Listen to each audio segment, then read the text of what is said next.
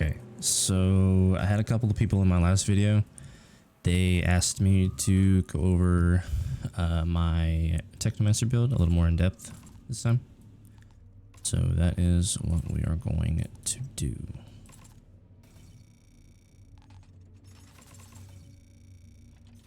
Okay, so for the weapons, well actually we'll start with the skills first. So for the skills, you use Cold Snap Grenade, the Blighted Turret, and the Blighted Rounds. This is kind of like a get out of jail free card. Sometimes I use it to engage. Most of the time I use it when I get surrounded. Blighted Turret, all this does is it reprocs a class node that we'll get into in a second. And this one is our, glory. This is the bread and butter to the build. This is why I do so much damage.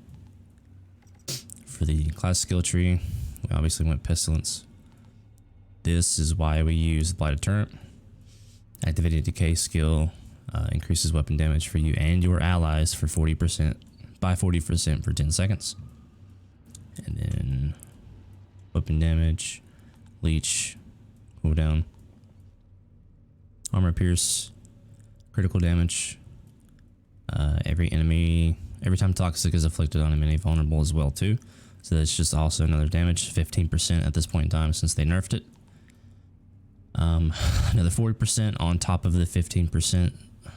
So that is, it's not 55%, it's 40% of 15%. So like another 6% or so, something like that. Long range decreased by 3 meters, and again here.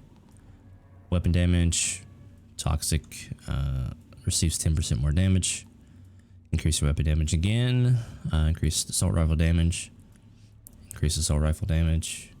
Armor pierce, you have to take this node or I wouldn't have taken it.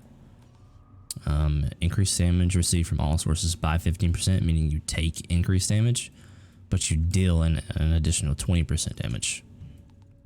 Just like a glass cannon perk. Sharpshooter, increase your long range weapon damage by 30%. Increase magazine size by 50%. Enemies afflicted with toxic receive 15% more damage. And then the empowering antenna. Decay skill gives your entire team 40% damage for 10 seconds. Going on to the guns, I have a assault rifle tactical VAR with very low firepower actually. This could be a lot better. I've seen up in the mid 90,000s, like 93, 94,000. But everything else on it's perfect. So it's got crit damage, long range damage, and close range damage. Killing spree I put on there. This can roll from a legendary assault rifle. It's called Amber Vault and Gravedigger's Frenzy. This is one of the best perks you can pair with this, just because it's it's passive. It happens in the background. These two we won't talk about because we don't ever really use those. On the armor pieces. There's a trend here, so you want bonus firepower, long range damage, and close range damage in the white attributes here. Obviously, as high a roll of armor as you can get. I'm just not gotten that lucky yet. So for the perks, we have Radical Therapy and Mitigation from Death. Radical Therapy is just 15% more damage to toxic skills. It stacks with stuff in our class tree since we're always applying toxic to enemies. And Mitigation from Death, killing enemies while aiming down sights, grants 45,000 armor for 10 seconds and it stacks to 3 times. So that is almost 150,000 extra armor here. Sharp Eye, killing enemies, same thing. Instead of this time against firepower for 20 seconds, it stacks to 3 times. And Damage Absorber. So it also increases our armor by an additional 52% and resistance by 10%. Bloodlust. Killing shots increase your firepower by 17,000, stacks to 3 times, and deteriorates over 10 seconds. Again, just extra firepower if we get kills. Hidden and Dangerous. This one is something that I wish I could change. There's a tier 3 mod that gives an additional 25% to toxic enemies that have the toxic debuff, and that's the one that I would rather change out here. Toxic lead. This is how I have infinite ammo. Killing enemies afflicted with toxic will instantly replenish 40% of your magazine.